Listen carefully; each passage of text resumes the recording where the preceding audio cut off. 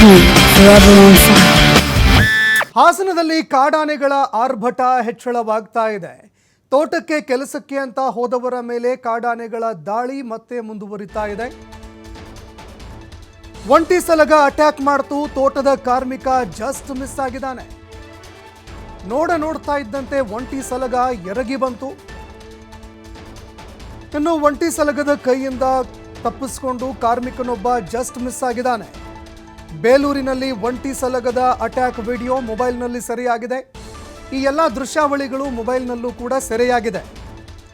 ಇನ್ನು ತೋಟದ ಕೆಲಸಕ್ಕೆ ಬರ್ತಿದ್ದಂತಹ ಮಹೇಶ ಗೌಡನ ಮೇಲೆ ನೋಡ್ತಾ ಇದ್ದಂತೆ ಒಂಟಿ ಸಲಗವೊಂದು ಅಟ್ಯಾಕ್ ಮಾಡ್ತು, ದಾಳಿ ಮಾಡ್ತು. ಇನ್ನು ಮನೆಯ ಬಾಗಿಲನ್ನು ಕೂಡ ಒಡೆಯೋದಕ್ಕೆ ಅಂತ ಈ ಒಂದು ಒಂಟಿ ಸಲಗ ಯತ್ನವನ್ನು ಕೂಡ ಮಾಡ್ತು. ಮನೆ ಒಳಗೆ ಹೋಗ್ತಾನ ಮನೆ ಬಾಗಿಲು ಒಡೆಯೋದಕ್ಕೂ ಕೂಡ ಪ್ರಯತ್ನ ಮಾಡ್ತು. 6 ನಿಮಿಷಗಳ ಕಾಲದವರೆಗೆ ಮನೆಯ ಮುಂದೆ ಈ ರೌಡಿ ಸಲಗ ನಿಂತಿತ್ತು. Just miss. ಆತ ಏನಾದರೂ ಮೇಲ್ಗಡೆ ಹೋಗಿರದೇ ಇದ್ದಿದ್ರೆ ಆತನನ್ನು ಬಲಿ ಪಡೆಯುವಲ್ಲೂ ಕೂಡ ಯಶಸ್ವಿ ಆಗ್ತಾ ಇತ್ತೋ ಏನೋ ಬಹುಶಃ. ಒಂಟಿ ಸಲಗವನ್ನು ನೋಡ್ತಾ ಇದ್ದಂತೆ ಆತನೂ ಕೂಡ ಸ್ಟೇರ್ ಮೇಲೇರಿ ಮನೆಯ ಮೇಲೆ ಏರಿ ತನ್ನ ಜೀವವನ್ನು ಉಳಿಸ್ಕೊಂಡಿದ್ದಾನೆ. ಇನ್ನು ಇದೇ ಸಂದರ್ಭದಲ್ಲಿ 6 ನಿಮಿಷಗಳವರೆಗೆ ಆ ಒಂಟಿ ಸಲಗ ಅಲ್ಲೇ ನಿಂತು ಆತನಿಗಾಗಿ ಕಾಯ್ತಾ ಇತ್ತು. ಇನ್ನು ಅದೇ ರೀತಿಯಾಗಿ ಮನೆಯ ಬಾಗಿಲನ್ನು ಕೂಡ ಒಡೆಯೋದಕ್ಕೆ ಆನೆ ಪ್ರಯತ್ನವನ್ನು ಕೂಡ ಮಾಡ್ತು. ಹಾಸನ ಜಿಲ್ಲೆ ಬೇಲೂರು ತಾಲೂಕಿನ ಕಡೆಗರ್ಜೆ ಗ್ರಾಮದಲ್ಲಿ ನಡೆದಿರುವಂತಹ ಘಟನೆ ಇದು. ಇನ್ನು ಬ್ಯಾಕ್ ಟು ಬ್ಯಾಕ್ ಇದೇ ರೀತಿಯಾದಂತಹ ಅನೇಕ ದಾಳಿಗಳು ನಡೀತಾ ಇದೆ. ಆನೆಗಳ ಆರ್ಭಟ ಕೂಡ ಹೆಚ್ಚಳ ಆಗ್ತಾ ಇದೆ. ಈ ನಡುವೆ ಅಧಿಕಾರಿಗಳು ಕಾಡಾನೆಗಳಿಗೆ ಲಗಾಮು ಹಾಕುವಲ್ಲಿ ಎಲ್ಲೋ ಒಂದೆಡೆ ಎಡವುತ್ತಾ ಇದ್ದಾರೆ ಅನ್ನುವಂಥದ್ದು ಕೂಡ ಗೊತ್ತಾಗ್ತಾ ಇದೆ. ಇನ್ನು ಈ ರೀತಿಯಾದಂತಹ ಘಟನೆಗಳು ಪುನರಾವರ್ತನೆ ಆದರೂ ಕೂಡ ಕ್ರಮ ಕೈಗೊಳ್ಳದಂತಹ ಅಧಿಕಾರಿಗಳ ವಿರುದ್ಧ ಆಕ್ರೋಶ ಕೂಡ ವ್ಯಕ್ತವಾಗ್ತಾ ಇರುವಂಥದ್ದು.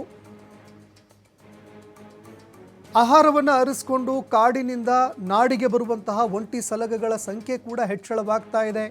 ಎಲ್ಲೋ ಒಂದೆಡೆ ಕಾಡಂಚಿನಲ್ಲಿ ತೋಟ ಇದೆ ಅಂತಂದರೆ ಸಹಜವಾಗಿ ಆಹಾರವನ್ನು ಅರಸ್ಕೊಂಡು ಅಂತ ಬರುತ್ತೆ.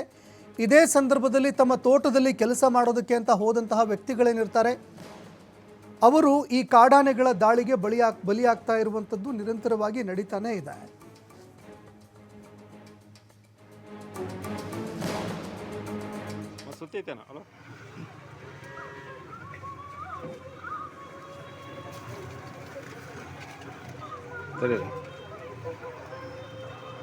ಹೆಚ್ಚು ಕಮ್ಮಿ ಒಂದು 20 ನಿಮಿಷ ಹೋಗಿಲ್ಲ ಅವ್ರನ್ನ ಬಿಟ್ಟು.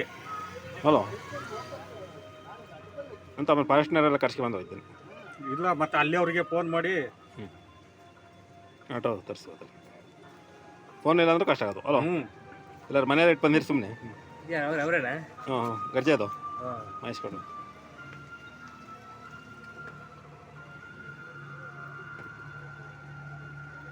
ಹೊಂಟಿಯಾ